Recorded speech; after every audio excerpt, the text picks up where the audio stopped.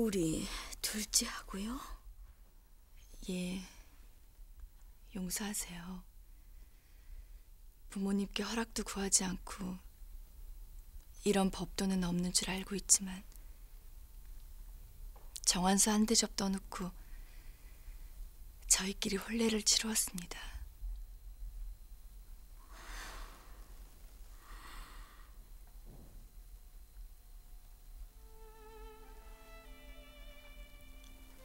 잘하셨습니다. 여러 가지 그럴 만한 사정이 있었겠지요. 그런데 우리 둘째 아이는 일이 있어서 멀리 가 있습니다. 언제나 어머님을 걱정하고 그리워했어요. 그래요. 어째서 말씀을 며느리로 받아들여 주신다면 그래, 알았다. 내가 말로는 며느리로 맞이한다 해놓고 너에게 섭섭하게 말을 하였구나. 죄송해요. 저 혼자 와서. 잘 왔다. 잘 알아주었어. 네가 고초를 겪다가 변이라도 당할까봐 얼마나 마음을 졸였는지. 하늘님이 참으로 무심하지는 않으시구나.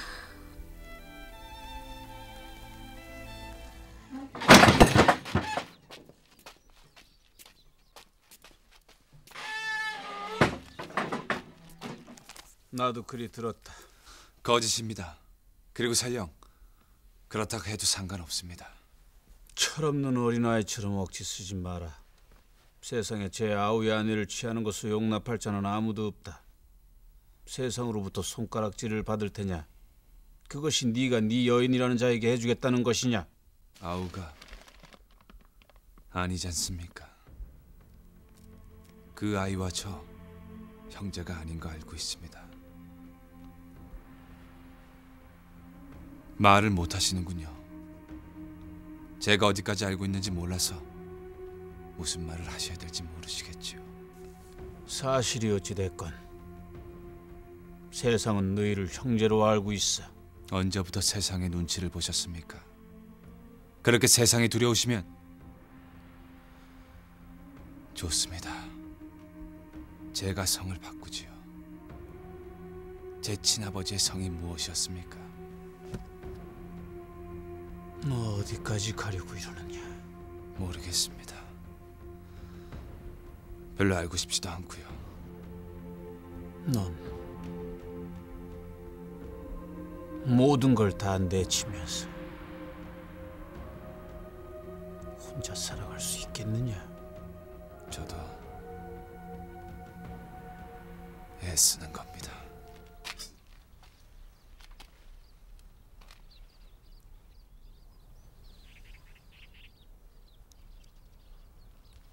절에 모시러 갔었습니다. 대감께서 홀로 계시더군요. 어머님은 외가에 가셨습니다. 심신이 쇠약해지셔서 한동안 휴양이 필요하신 듯합니다. 부친 되시는 분과 이미 얘기를 나누었습니다. 아가씨와 저 혼례를 올리기로 말입니다. 그런데 이 집에서 이상한 말을 하셨더군요. 해서는 안 될 말이 있습니다. 해서는 안 될 거짓말을 하신 겁니다. 무슨 말씀을 하시는지 모르겠군요. 저는 아주머님의 재수가 되는 사람입니다. 아가씨가 절에 들어간 뒤 제 아랫사람이 늘 지켜봤습니다. 만나지도 못한 동생과 혼인을 하셨다고요. 분명히 말씀드렸습니다. 제 사람으로 옆에 있어달라고요. 그 약속을 믿고 아가씨 부모님의 목숨을 구하였습니다. 재영이도 알고 있습니까? 아가씨가 생각해낸 이 기상천외한 계책을 알면 뭐라고 할 것 같습니까? 기다릴 거예요. 언제고 찾아간다고 전했으니까 기다려줄 겁니다. 어떤 계책을 생각해도 소용없습니다. 우리 어머님과 아버님이 한편이 되리라 생각하시는 모양인데 역시 소용없습니다. 그리고 저 누구처럼 멀리서 기다리고 이해하고 마음으로 정을 나누고 그걸론 부족합니다. 그간 가졌다고 할 수 없지요.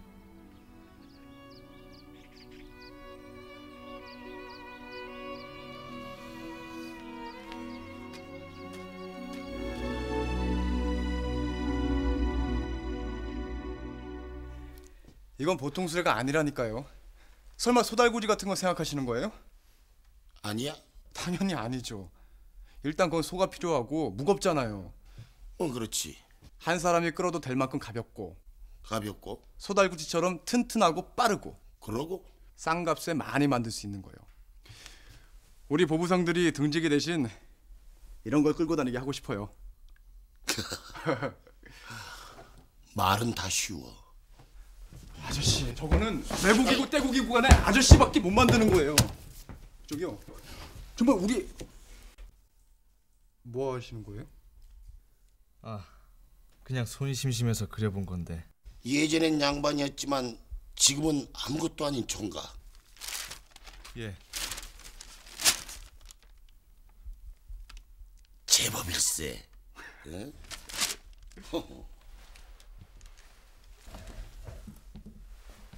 들었느냐? 저희한테 칭찬받은 건 처음이다. 날 보고 제법이라고 하는구나. 모영아 얼른 나와봐.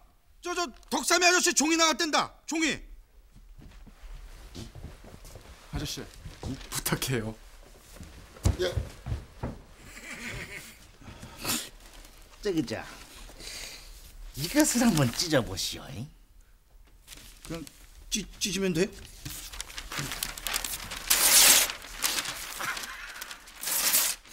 이것이 말이오, 이제까지 우리가 말하는 종이고요. 이번엔 말이오, 이것을 한번 찢어보시오.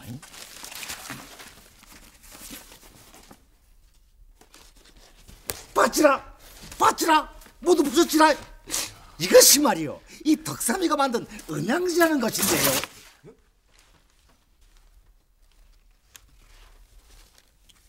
찢으면 안 되는 거였어?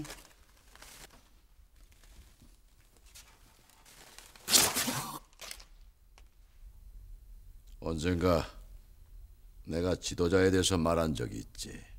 예, 기억하고 있습니다. 힘으로 지배하는 자와 이득으로 지배하는 자. 세 번째 지도자에 대해선 말씀 안 해주셨는데요. 그래, 세 번째. 이미 자네가 갖고 있는 덕목 무엇이라고 생각하나? 설마 어리버리하다거나 싸움을 못한다거나 그런 거 아니죠? 사람을 믿는 거야. 자기 옆에 있는 모든 이들의 하나하나 진심으로 믿어주는 거지. 사람이 사람을 믿는다는 것이 얼마나 어려운 줄 아나? 솔직히 나도 사람을 믿지 않아. 그래서 손해를 보지 않지만은 제대로 된 지도자는 되지 못하는 거지. 전 행수님께서는 뭐든지 다 아신다고 생각했습니다. 절 잘못 보고 계신 겁니다. 사람을 믿지 않나? 전 제 자신도 못 믿습니다. 저는 얼마든지 비겁해질 수도 있고 조금만 힘들면 도망도 가고 솔직히 제 속을 들여다보면 똥만 가득한걸요. 그걸 알고 나니까 아무한테도 화를 낼 수 없게 됐습니다. 사실은 저도 가끔 누군가를 패고 싶고 죽이고 싶기도 하고 저놈만 없으면 하는 생각도 참 많이 해봤습니다. 근데 가만 생각해보면 나하고 똑같거든요. 내가 더 한심하거나. 그러니까 사람을 믿는 게 아니고 그냥 미워하지 못하는 건가? 아무튼 그렇습니다. 그랬군. 그래, 내가 잘못 알았어. 상담표 옵니다. 지금 오고 있어요.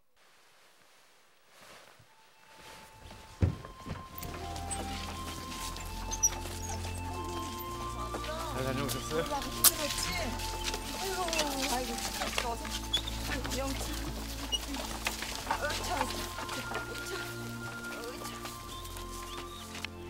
아버님, 어머님 모두 건강하셔. 두 분뿐 아니고 집안 사람 모두 나에게 너무 잘해주셔서 그저 미안할 따름이야. 어머님께서 곡식을 내주셔서 여러 사람들 겨울 나는 걸 도와줄 수 있게 됐어.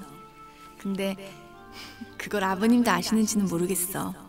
어쨌든 이제는 몰래 나가는 게 아니고 허락을 받고 집을 나설 수가 있어서 얼마나 좋은지 몰라. 참, 배서방네 넷째 아이를 낳았어. 산모가 병약해서 걱정을 했는데 다행히 모두 무사해. 아주 이쁜 딸이야. 산파일에 대해서도 배우고 싶어. 넌 잘 있지? 덕삼 아저씨의 음양지는 계속 실패야. 두이 아저씨의 수레와 덕삼 아저씨의 음양지 중에 어느 게 먼저 성공할지를 놓고 마을 사람들이 모두 내길 걸고 있어. 나? 난 양쪽에 다 걸었어. 그러니 내게 이겨봤자 남는 것도 없게 생겼다고. 우리의 새 친구는 이제 두이 아저씨와 단짝이 됐어. 손재주가 좋은가 봐. 총대 깎은 거 보면 두이 아저씨보다 더 모양이 좋다니까. 아, 이 말은 두이 아저씨한테 하면 안 돼? 거기 많이 춥지? 어머니가 뜨신 옷은 좀 많이 내주셨어?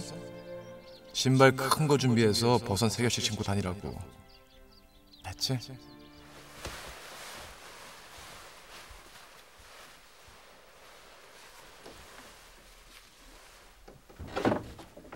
저자가 중인의 신분으로 금구 대장이 되니요. 주상전하의 신복이라 합니다. 이 그 총애가 대단하다지요. 이 듣기로는 이 조선 최고의 검수를 가졌다 하는데 하늘이 제주를 잘못 내리셨구려. 마마, 금군 대장 드셨사옵니다. 들라 이러시게. 널 기다렸다. 이리 가까이 오너라. 내가 아무리 생각해도 20만 원 양병을 해야 되겠어. 무기도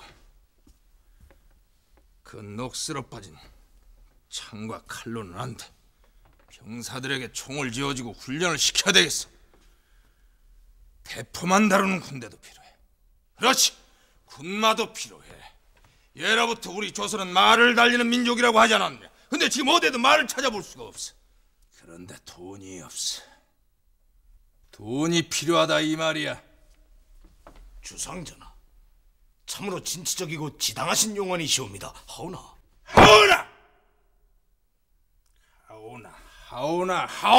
내가 무슨 말만 하면 어디선 그 하오나가 나오는구만. 대국을 간구하시면 곤란해지옵니다. 우리가 그토록 강력한 군대를 키워온다는 소문이 돌게 되면은 천국은 반드시 우리를 의심하게 될 겁니다. 그렇게 되면은 그렇게 되지 않기 위해서 대안을 내놓으라 이거 내 말은. 일석이조로 하시면 어떠할런지요? 일석이조? 돈도 벌고 천국의 환심도 사는 것입니다. 그런 방법이 있어? 어려서부터 들은 이야기로 천국의 중심을 움직이는 실제적인 힘은 그 상인에게 있다고 했습니다. 그 상인들이 주상전하를 지지하게 만드는 것입니다. 어떻게? 그들의 배를 불려주는 것입니다.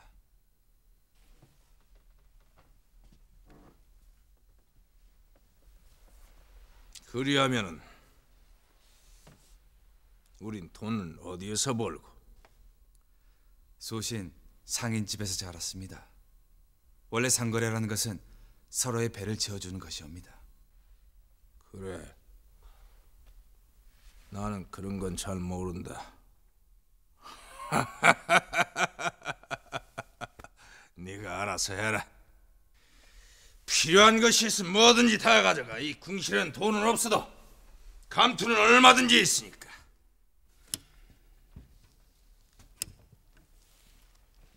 천국의 상품을 대량으로 싸게 들여온다. 천국에는 사람들이 많아서 원하는 물건을 얼마든지 대량으로 싸게 구할 수 있다고 하지 않았나요? 그렇게 해서 돈도 벌고 천국 상인들의 환심도 산다. 그 일을 맡게 되는 사람은 엄청난 이득을 얻게 되겠지요. 싫으십니까? 네 왕은 3년만 돈을 벌 생각이라더냐. 3년은 벌 수 있는 겁니까? 설명을 좀 해주게. 난 말을 하기 싫으이.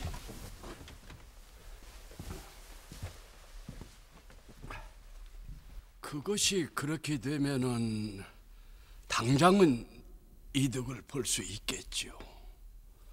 그러나 그처럼 그 대국의 상품이 엄청나게 들어오면 이 나라의 상품을 만드는 자들은 망하게 될 것입니다. 그래서요?